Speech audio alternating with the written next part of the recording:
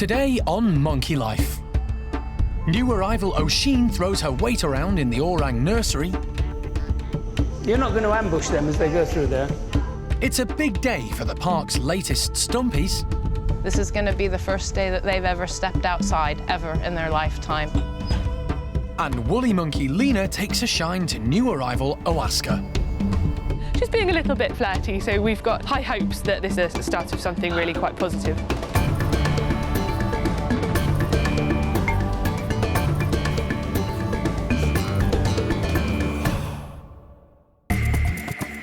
Monkey World in Dorset is the largest sanctuary of its kind on the planet. It's home to more than 240 monkeys and apes.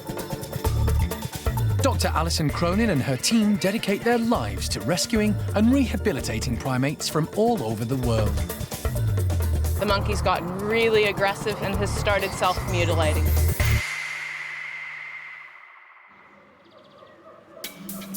Overweight orangutan Oshine has been struggling to make friends since she arrived from South Africa.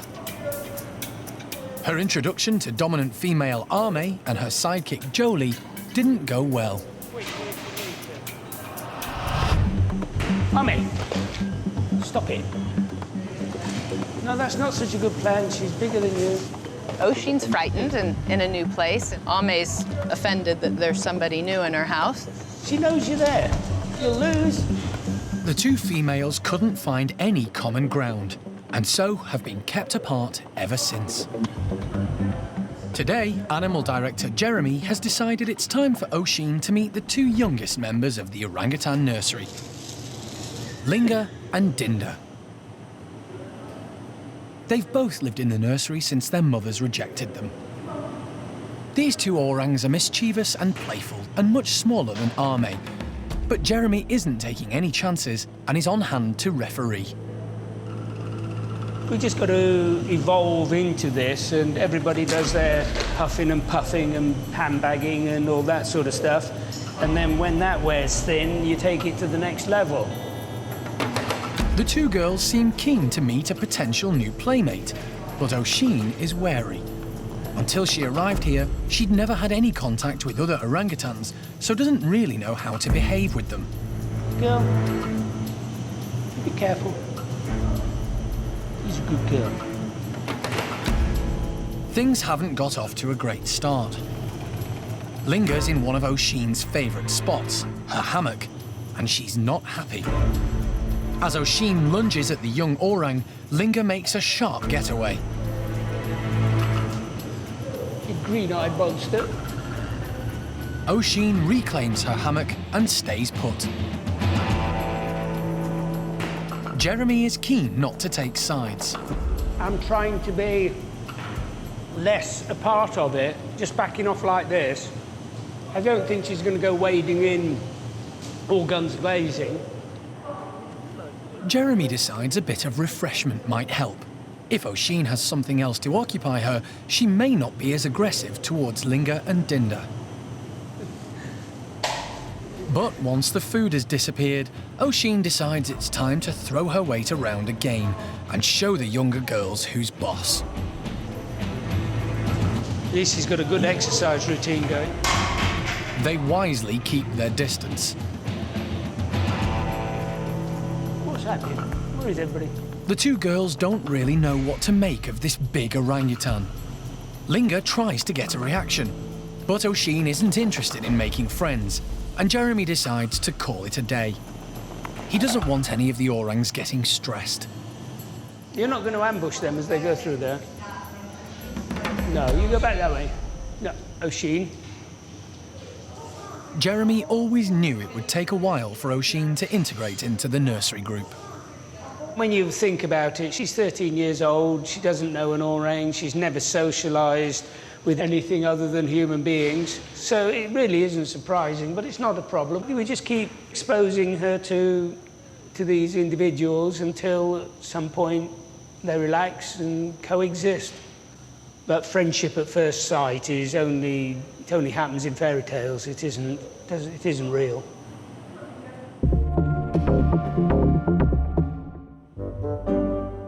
Another recent arrival has had no problems settling in. 6 months ago, Gordon's son Jin was born. This is Gordon's group out here today.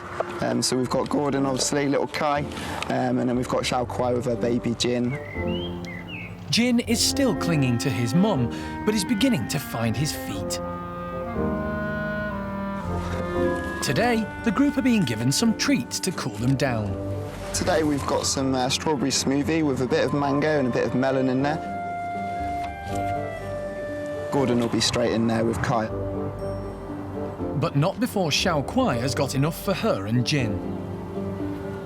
Jin has started to have a bit of solid food actually lately. In fact, about 3 weeks ago I saw him eating his first bit of celery. He's gradually eating bits more and more when Xiao Kuai is eating her dinner. She happily gives him little bits here and there. He's got a lot of his teeth coming through now, so he's munching away quite happily. In the wild, orangs stay with their mums for up to 7 years. This is a really important time for the apes, as they have to learn how to survive in the forest. In the case of female orangutans, they also learn how to care for infants by watching their mums care for their younger siblings. Kai is now 6 years old. He no longer has his mum's full attention, but he does still have a lot to learn from Xiao Kuai. He's also lapping up extra attention from father figure Gordon. Xiao Lan, meanwhile, is a proud auntie and has been dutifully showing respect for Xiao Kuai. The staff are hoping she's picking up tips in case she too becomes a mum.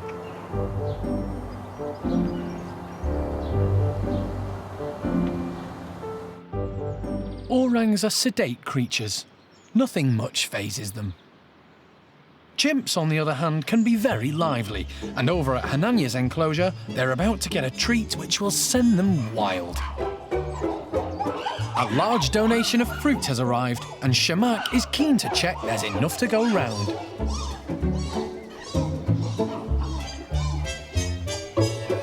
Alpha male Hananya is busy with dominant female Cherry indoors, so it looks like it could be a free-for-all. Normally, the chimps would have to show respect to Hananya before rushing in and grabbing the goodies. But as the boss is away, etiquette goes out of the window. Shamak's already got more than his fair share, and low-ranking Arthur, for once, is having a field day.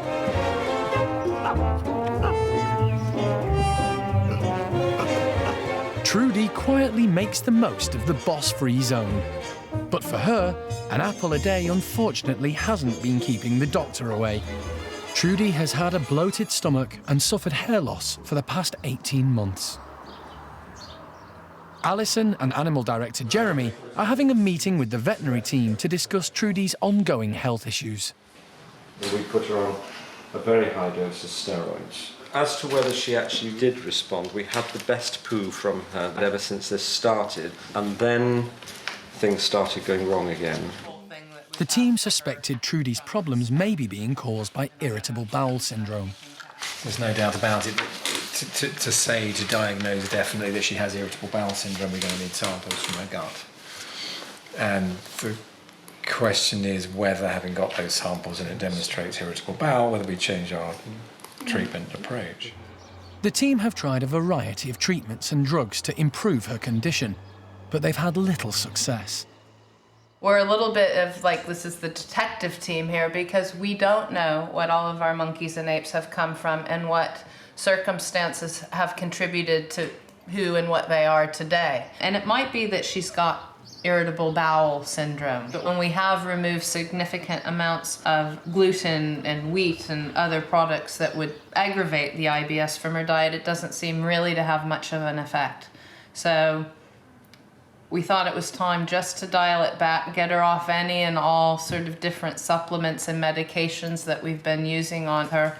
Trudy's not thriving right now, and we'd like her to, so we're gonna do best effort that we can while she's with us forevermore, trying to work this mystery out. But quite honestly, I don't know if we'll ever have a full and final answer on this. But Trudy's health problems don't seem to be putting her off her food. And back at Hananya's, she's still making the most of the boss being away. Simon, meanwhile, has found a way to get maximum juice out of the oranges. But all good things come to an end, and as Hananya emerges from indoors, he's not happy to discover he's missed out. He exerts his dominance by displaying.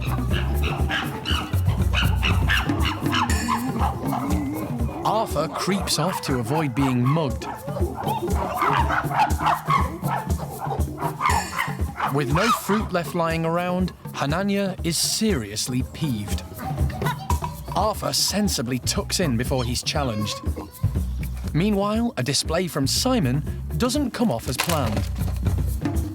There's no calming Hananya down.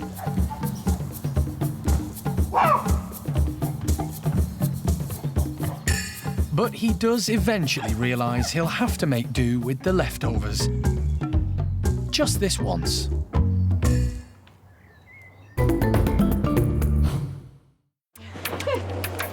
A few weeks ago, Alison and the team retired 10 stump-tailed macaques from a lab facility in Scotland. Wilmot, the only male, and the 9 females have always lived indoors. Today is a big day at the park because the stumpies are going to be allowed outside for the first time in their lives. But this morning, Alison woke to some bad news. Like so many things at the park, we have really good news and then often, just terrible, tragic news, because that's the way of life here at the park. Life just marches on. When Jeremy first came in early this morning to check everybody out, Wilmot had passed. And it's just sort of one of those things. I must say it sort of takes the wind out of your sails and is very upsetting, and you've been talking about and thinking about nothing but sort of Wilmot and his ladies for the past couple of days. And just that quick, he's gone. Wilmot died of a heart attack as a result of cardiovascular disease. He was 16 and, like the other stumpies, was overweight and unfit. His sedentary lifestyle before he arrived at the park contributed to his death. But Alison has no regrets about moving Wilmot and giving him a chance at a new life. It was the right thing to try and do that with Wilmot because he had no future where he was, and just very sad for him as an individual that he didn't make it.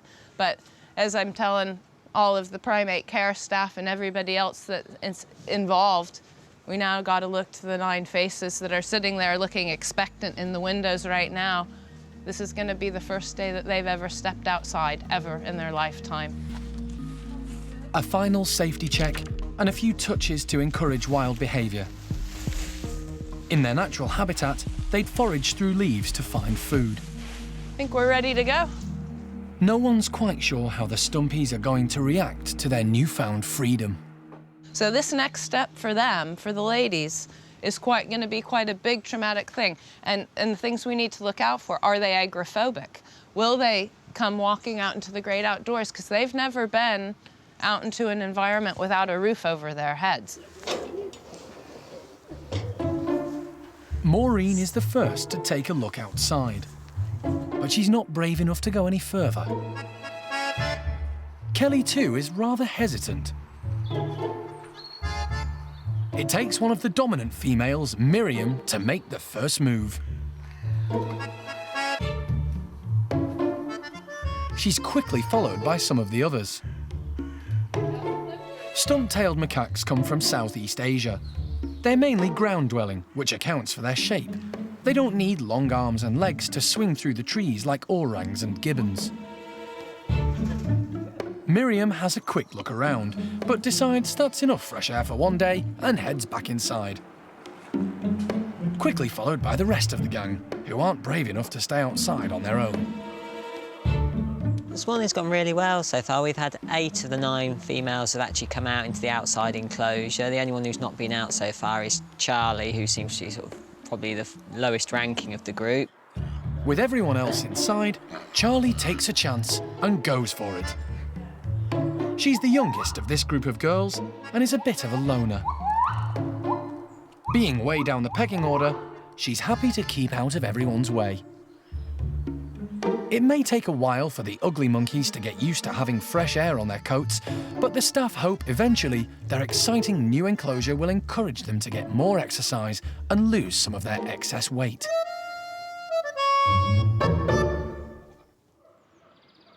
The Stumpies aren't the only ones settling into their new home. 2 woolly monkeys have recently arrived from Basel Zoo in Switzerland. Male Oaska and female Quappa have been sent over as part of the European breeding programme. They've been joined by 2 other females from the park, Lina and Zingu, who were in Bueno's troop. It's hoped that Oaska will breed with the girls and form a new family group.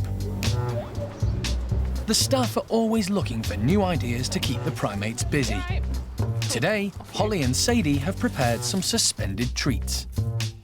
We're going to be seeing how they get on with some lollies we've made for them. We've tried to freeze lots of different flavours of things along a string to make big garlands of little ice lollies. So we've done a few different flavours. We've got baby rice that's been made up with strawberry flavoured squash. We've got different flavoured fruit juices, plain yoghurt and peach melba flavoured fruit yoghurt. So if they don't like these, I don't think there's any pleasing these guys. We want the woolies to always be thinking about trying to behave naturally, so we want them to be hanging upside down with their tails like they would do in the wild, exercising their bodies and having to put in a little bit of effort for their treats.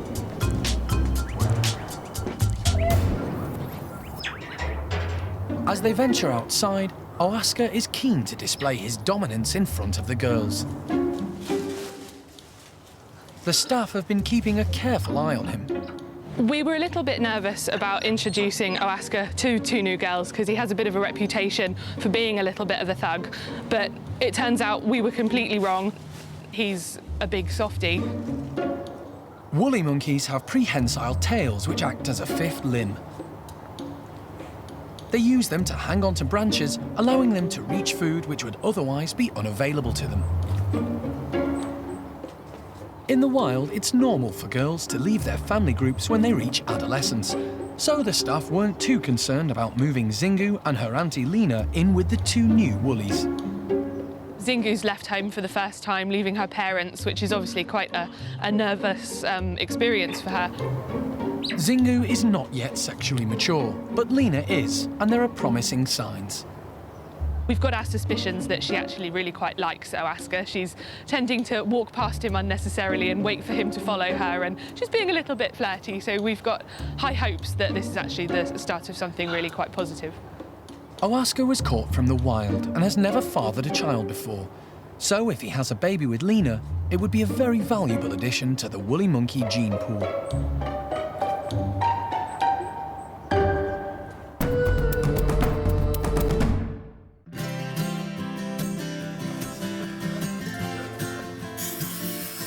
Another group of New World primates in for a treat are the squirrel monkeys. The finishing touches are just being put to their newly revamped enclosure. We've taken the opportunity today to tear everything out and rebranch, rehose the whole enclosure.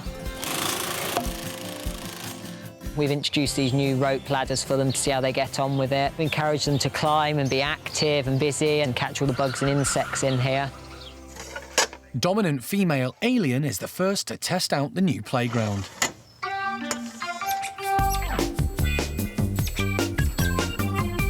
Closely followed by Samantha. Squirrel monkeys are social animals and in the wild live in groups of around 30 individuals. Here at the park, there are 5, and they're all quite elderly. Topsy heads straight for some food, while Turvy can't decide what to do first. Finally, it's Fidget's turn. Fidget! Hi! Fidget was recently rehomed from Essex, where he'd lived in a cage on his own for 20 years. When he arrived at the park, he showed signs of repetitive behaviour, pacing back and forth, which he still does from time to time. The staff are hoping the new structures in the enclosure will help Fidget kick his old habits. Good boy. We're hoping by putting some hose there that it sort of will discourage him from pacing a little bit more and he'll wander off and just find a nice quiet place to sit if the girls come over towards him. Suddenly he's gone from living on his own for many years to having these 4 bolshy females in here who give him a bit of grief if he steps out of line. However, the girls are way too busy to be bothered with Fidget. Girls just have taken it right in their stride. They seem to be exploring and sort of climbing everywhere. Squirrel monkeys are very nimble. They need to be active to be able to catch the insects which make up a large part of their diet. Like all primates, they have forward-facing eyes which help them to judge distances, so they can leap between branches and home in on food sources. We've tried to put some of the hosing and the branching through the plants so that they can sort of quickly dive in and grab insects. As Turvey demonstrates, squirrel monkeys are dexterous. They use their hands to catch insects and grab grubs from underneath pieces of bark. Fidget surprised us all, really.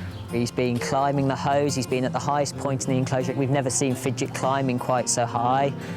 And he's just showing a really great improvement from when he first arrived here. Not to be upstaged by Fidget, Samantha has one last trick up her sleeve.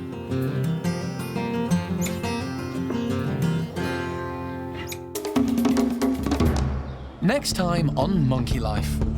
The big release, or the great escape, as the male capuchins are finally set free into their new outdoor enclosure. This is the first time that they'll actually see the sky without mesh in front of it. So, yeah, it's going to be a really exciting day for them. And the ring-tailed lemurs lap up a treat.